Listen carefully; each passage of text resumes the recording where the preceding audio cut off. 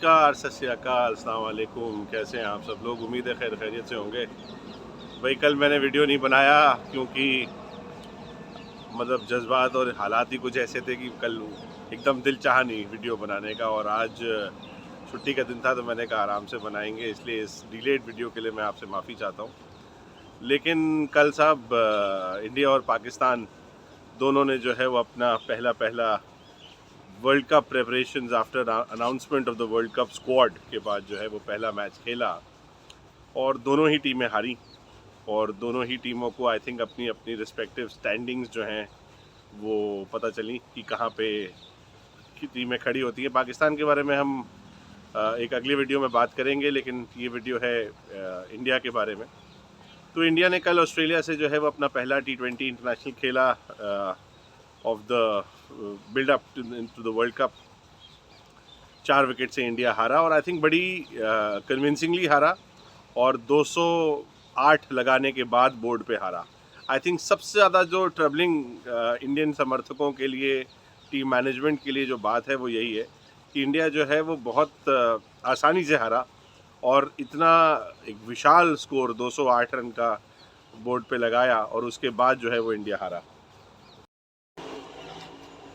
तो I think सबसे बड़ी बात जो इंडिया के लिए डिसअपॉइंटिंग रहा होगा वो अंदाज़ होगा हार का, क्योंकि किसी ने भी जो है वो ये उम्मीद नहीं की थी इंडिया में कि इंडिया की बॉलिंग लाइनअप इतनी ज़्यादा जो है वो टूथलेस हो जाएगी कि इंडिया जो है वो इतनी आसानी से जो है वो मैच हार जाएगा। बिकॉज देखिए 208 का जो है वो स्कोर कम नहीं होता, और आई थिंक एक बात जो कि बहुत कम लोगों को शायद इसके बारे में अंदाज़ा हो कि कल मोहाली का ग्राउंड जो है वो टिपिकली नोन होता है, it is known as a chasing ground.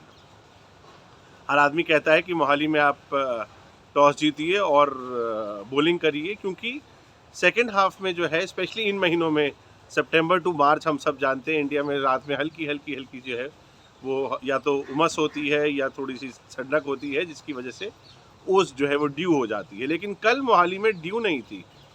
Indian bowlers के पास जो थे वो दे वर कैरिंग देयर टॉवल्स, लेकिन ड्यू नहीं थी कल इंडिया में, मतलब मोहाली में, सॉरी, इंडिया बॉलर्स के लिए। सो आई थिंक ये और वरिंग एस्पेक्ट है कि चलो भाई ड्यू हो तो आदमी ये कह ले, ड्यू का बहाना मिल जाता है कि चलो साहब ड्यू जो थी वो थी, हम इसके चक्कर में जो है वो बॉल को ग्रिप नहीं कर पा रहे थे, स्पिनर्स जो हैं वो बॉल को टर्न नहीं कर पा रहे थे। लेकिन कल ऐसी भी कोई बात नहीं थी। इट वाज कंप्लीट, मतलब for the lack of a better word, incompetence जिसको आप कहेंगे भारतीय गेंदबाजी की, कि मतलब बिल्कुल पैनापन नहीं था कल बॉलिंग में। और सबसे जो नाक बात जो है वो ये है कि ये बॉलिंग लाइनअप में आपकी वर्ल्ड कप की फर्स्ट चॉइस बॉलिंग लाइनअप थी बारिंग जसप्रीत बुमराह। उमेश यादव के बारे में हम अभी आके बात करेंगे आगे चल के, लेकिन ये बॉलिंग लाइनअप जो आपकी है वो फर्स्ट चॉइस आपकी टीम थी, मतलब बारिंग ऋषभ पंत और दिनेश कार्तिक की, जो कि आई थिंक ये डिबेट तो जब तक दिनेश कार्तिक और ऋषभ पंत दोनों एक टीम में रहेंगे ये डिबेट कभी ख़त्म नहीं होगी कि कौन खेलेगा कौन नहीं खेलेगा। उसके अलावा इंडिया ने अपनी फुल स्ट्रेंथ टीम खिलाई, घर पे खिलाई, एक अच्छे टोटल एक अच्छा टोटल बनाया।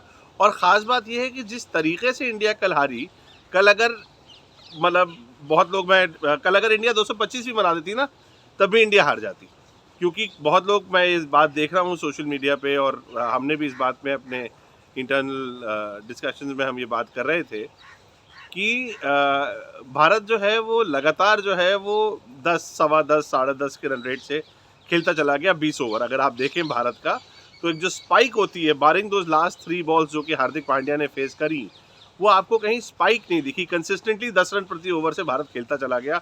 लोग कहते हैं कि साहब शायद 20-25 रन भारत, भाई 208 नहीं आप डिफेंड कर पाए, 230 बना लेते आप, चलो 20 रन और बना लेते अगर आपने स्पाइक, तो 230 भी नहीं डिफेंड होते, क्योंकि ऑस्ट्रेलिया के पास 4 विकेट थे।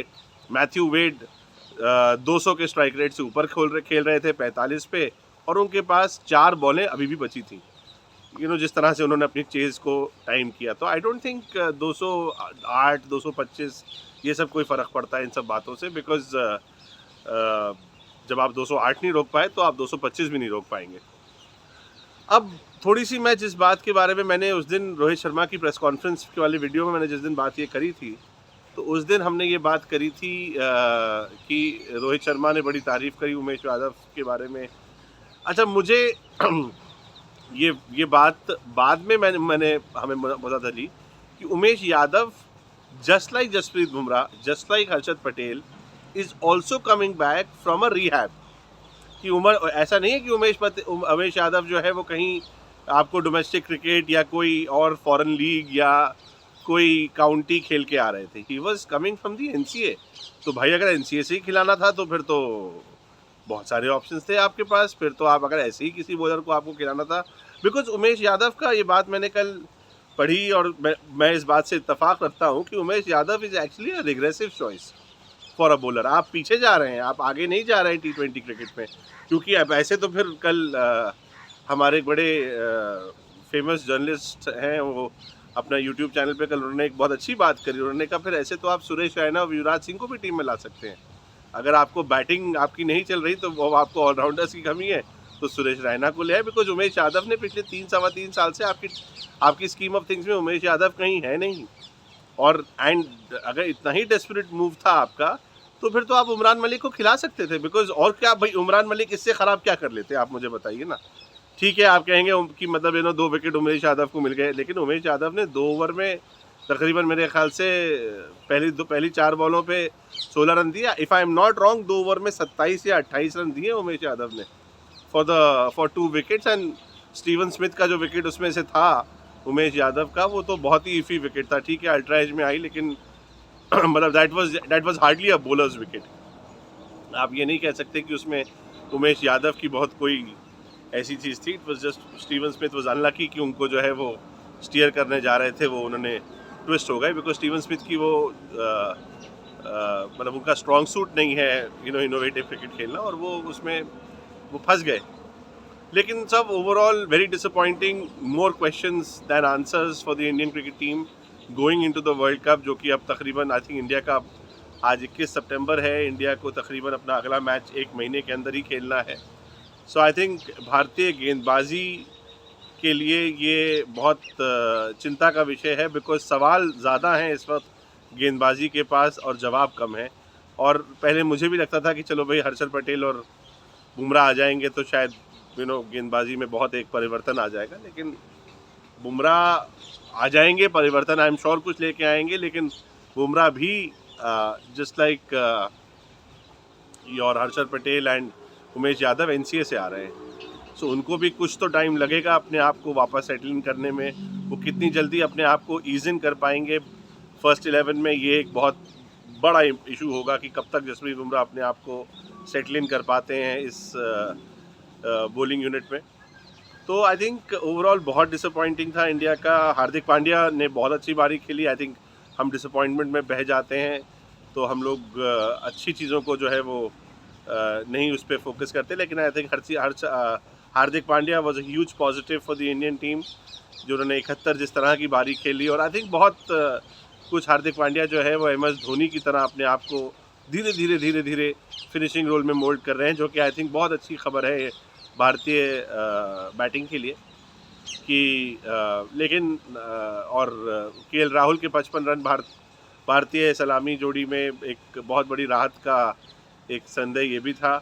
आई थिंक एक चीज़ मुझे कल और लगी बैटिंग लाइनअप देखते हुए, कि मुझे ऐसा लगा, जो कि आई थिंक मैंने कल रात में कमेंट्री में भी ये बात सुनी, कि रोहित शर्मा जो है वो अपने आप को मतलब अपने आप को, जिसको अंग्रेजी में कहते हैं ना, he is selling himself short, कि बहुत सस्ता बेच रहे हैं अपने आप को।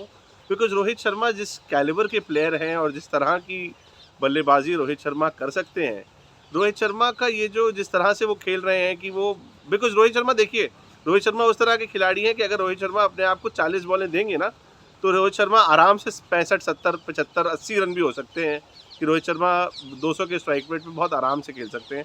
लेकिन वो अपने आप को वो 40 बॉलें खेलने का मौका ही नहीं दे रहे हैं, बिकॉज वो उन्होंने अपने ऊपर उत्तरदायित्व लिया है ये कि मैं जो हूँ वो तेज़ स्टार्ट दूंगा, मैं क्विक फायर वो खेलूंगा और क्विक ऑफ द ब्लॉक्स जो है वो मैं जाके खेलूंगा। तो आई थिंक ये एक बहुत बड़ा विषय है जिसको I am sure team management discuss किया होगा। और रोहित शर्मा वो इसके बारे में आई एम श्योर वो सोचते ही होंगे इसके बारे में। लेकिन आई थिंक ये भी एक इशू है, बिकॉज ठीक है भारत 200 रन बनाना चाहता है बारियों में, लेकिन जिस तरह से क्रिकेट आजकल इवॉल्व हो रहा है, कई बार 200 भी इनफ नहीं है, जैसे हमने कल देखा। लेकिन सवाल यहाँ पे सबसे बड़ा, जो कि हम आपके इस पे कमेंट चाहेंगे, और आप लोग अगर इसमें देखें तो हमें बताएं कि आपके हिसाब से क्या आपको लगता है कि जो टीम, क्या 225 भारत को टारगेट देना चाहिए था, या जो 209 नहीं बचा पाया वो 225 क्या बचा पाएगा।